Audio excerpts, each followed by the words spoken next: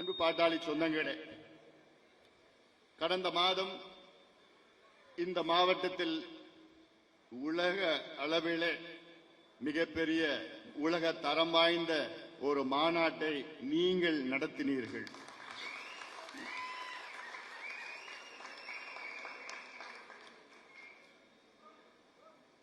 இதை உங்களை நான் வழி நடத்தினேன், அவ்வளவுதான். ஆனால் அனைத்து வேலைகளும் நீங்கள் தான் செய்தீர்கள். இன்று அந்த மாநாட்டை பற்றி இன்னும் தமிழ்நாடு மட்டுமில்ல, டெல்லியிலே பேசிக் கொண்டிருக்கின்றார்கள். அந்த அளவுக்கு மிகப்பெரிய அளவில் ஒரு மாநாட்டை நீங்கள் எல்லோரும் சேர்ந்து ஒற்றுமையாக நடத்தினீர்கள். உங்கள் அனைவருக்கும் என்னுடைய மனமார்ந்த வாழ்த்துக்கள், பாராட்டுக்களை இந்த நேரத்திலே நான் தெரிவிக்கின்றேன்.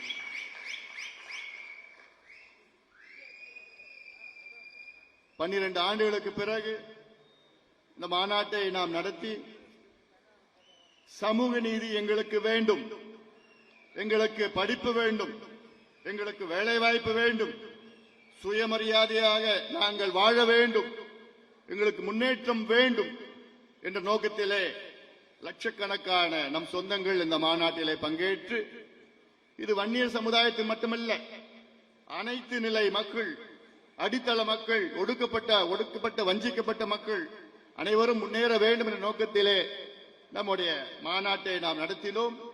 மாநாட்டிலே நம்முடைய சமூக நீதி போராளி, மக்கள் காவலர் மருத்துவர் ஐயா அவர்கள் கலந்து கொண்டு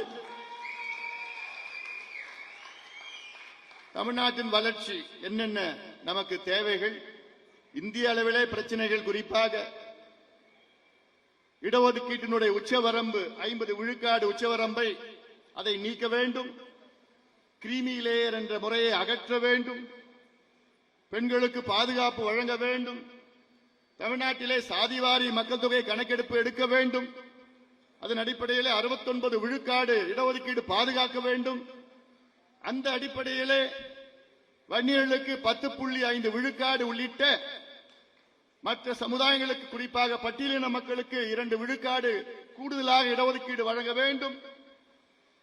தமிழ்நாட்டில் அனைத்து சமுதாயங்கள் அவர்களுடைய மக்கள் தொகை ஏற்ப, சமூக பின்தங்கிய நிலை ஏற்ப அனைவருக்கும் இடஒதுக்கீடு வழங்க வேண்டும், மதுவை ஒழிக்க வேண்டும், போதை பழக்கங்களை அழிக்க வேண்டும் என்ற நோக்கத்திலே இந்த மாநாட்டை நாங்கள் நடத்தினோம். மிக சிறந்த முறையில் நடத்தினோம். அந்த மாநாடு முடிந்த பிறகு எல்லாம் இந்த மாநாட்டை வியப்பாக பார்த்தார்கள். குறிப்பாக ஆளும் கட்சிக்காரங்களாம் வைத்தெரிச்சல். என்னடா இவங்க 45 நாள்ல 1.5 மாசத்துல இவ்வளவு பெரிய கூட்டத்தை எங்கிருந்தா வந்தாங்க? இந்த கூட்டம் அமைதியா வந்தது, அவ்வளவு எழுச்சியாக வந்தது. ஒரு சின்ன பிரச்சனை கூட இல்லையே, ஒரு சின்ன அசம்பாவிதம் கூட கிடைக்குது. அவ்வளவு நேரம் உட்கார்ந்து இருந்தாங்களே. அதுல எனக்கு ஒரு வருத்தம் என்னன்னா, 1/3 நம் சொந்தங்கள் உள்ள வர முடியல. செங்கல்பட்டு இங்க மதுராந்தகம் வரைக்கும் அங்க வண்டி நின்றுட்டு இருந்தது. அவ்வளோ பேர் அவ்வளோ ஆசையா அவ்வளோ ஆர்வமா வந்தாங்க. இவ்வளோ வந்தது யாருக்கும் தாங்கல, வைத்தெரிச்சல். அந்த வைத்தெரிச்சல்ல வந்த திருஷ்டின்னு நினைக்கிறேன்.